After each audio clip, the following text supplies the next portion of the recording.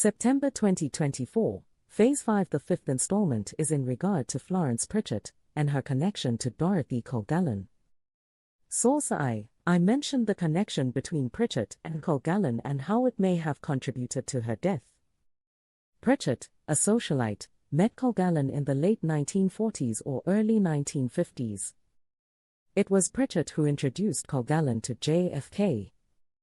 Lee Israel did not mention their friendship or how Pritchett died, except on page 201 of Kilgallen, where she notes that they appeared together on the television show Leave It to the Girls in 1949. The show ran until 1963.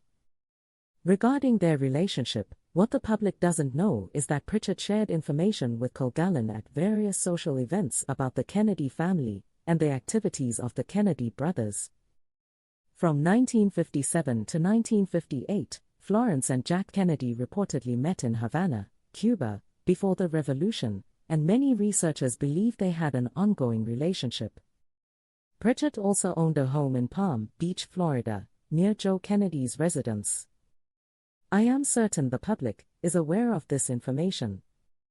In short, it is strange that over the years, researchers have not delved into what Pritchett told Kilgallen about the Kennedys' activities, or perhaps they were simply unaware.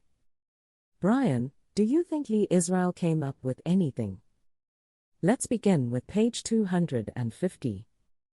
It mentions Kilgallen playing charades with JFK at her house and how much fun it was. Tacitly, she solicited clearance that there would be no mention in Kilgallen's column about JFK's extramarital affairs, though she knew about them for years. Then on page 340, she talks about Marilyn Monroe, but Dorothy followed the star's poignant personal life and learned more than she was ever able to write. On page 346, she mentions one of Johnny Ray's friends. When Dorothy visited on Sundays, a salon of people congregated, drank, talked showbiz, analyzed Johnny's career, and gossiped. By this time in her life, Kilgallen no longer eschewed telling tales. She galvanized the group with stories about all the Kennedys' extramarital escapades. "My God," Alan exclaimed, "why don't you print some of that?" But Kilgallen said she couldn't possibly do that and that nobody would. Other than Monroe, much of this information originated from Pritchett. Pritchett died at home on November 9, 1965, at the age of 45, with her mother and husband at her bedside. Her son was at school. The autopsy read that the cause of death was actually unknown. Source: I, that was the true connection. Dorothy was learning so much through Pritchett that they both had to be silenced. But I have something new for you. Josefa Johnson, LBJ's sister, died on Christmas Eve under very similar circumstances. Brian, same people. Source: I know. Same technique. I hope that will satisfy future readers and encourage them to do their own research. I have a little something else for you.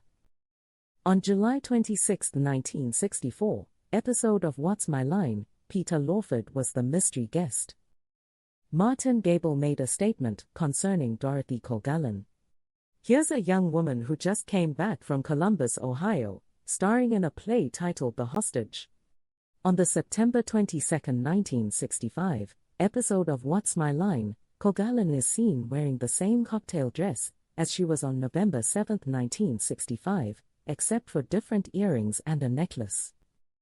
This show was pre-recorded because Mark Sinclair stated she was in New Orleans during the first week of October 1965. So, what does that tell you, Mr. Brian? Brian, it tells me Ron Pataki was probably in town. This coincides with a letter that Kilgallen sent to Pataki on September 22, 1965.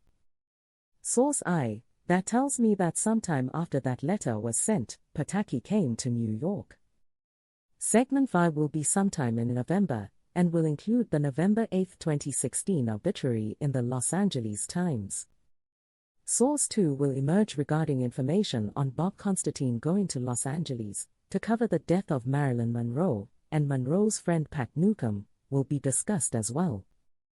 In addition, The next segment will elaborate on Bob Constantine being used as a go-between on how he obtained information, and audio tapes on how Monroe really died.